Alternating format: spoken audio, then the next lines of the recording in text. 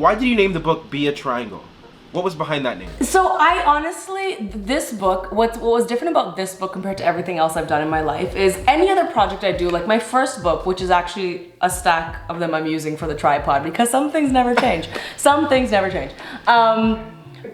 This book, I honestly didn't know the advice and lessons in this book before writing it. You know, How to Be a Boss, my first book, I knew what I wanted to write. When I write a script, I generally know what I want the script to be about. When I'm working on a movie, I know what that script is about. This was one where I was like, okay, I know I want to write a book about mindfulness, about spirituality, about happiness, because those are things that are all important to me. And I tried to sit down and write it like 5-6 times, and I was like, wait, I actually don't know the answers. So I had to go on this journey to write the book. And so when I was going on that journey, I was like, what am I actually trying to say? What is actually my problem? Like that real talk, Brandon, I was like, what is my problem I'm trying to solve? And the problem was that I feel like I've never really had a solid foundation in life. And what I mean by that, because I know that can sound kind of fluffy, is like in this industry where there's highs and lows and I'm doing different things and this career is such a whirlwind, I feel like I never have something to come back home to, like a belief system to come back home to. Whether I have a good day or a bad day, my life would just kind of teeter in whatever direction. I never had like a solid belief system.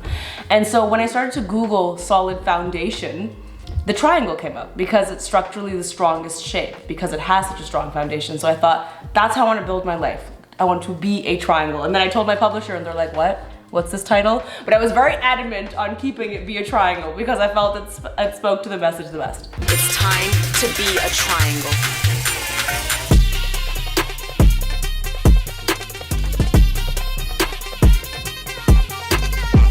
Yeah, and you were vulnerable in this book. Like, I know that you also brought up your family in this book and, you know, how they look at life and how it's sometimes it's not their, you know, and I feel like I related to that where it's like, you know, you come from immigrants, my family comes from immigrants, Jamaica, and there's never that moment enough for them to like relax or learn that work-life balance, right? There's always a hustle mentality. Why was that important for you to share that type of message? I think it's important because in this book, for the first time in my life, I questioned why I do the things I do and why I am the way I am.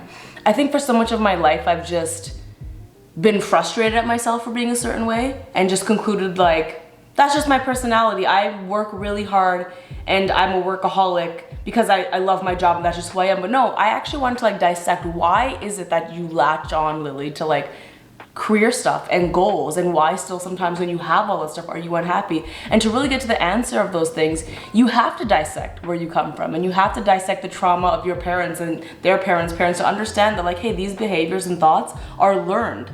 Because it also allows us to not beat ourselves up so badly. It's not just a flaw in you, it's a learned trauma more often than not. Mm-hmm. And that just means that you have to do the work to recognize it and unlearn it. And then also give other people grace, realizing that sometimes it's their trauma as well, you know?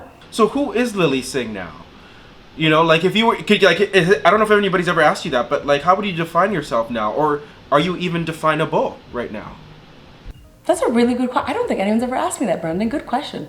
Thank you. Yeah. Besides me being a #1 Brandon fan, let me think. Who is Lilly Singh?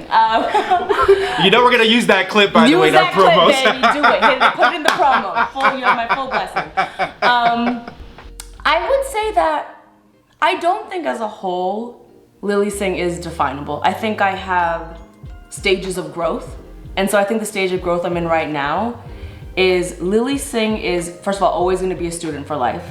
I'm always going to be flawed, always going to be growing. And I think who Lilly Singh is right now is a human being who gives herself permission to be human. And I know that sounds very basic, but for me it's a big deal.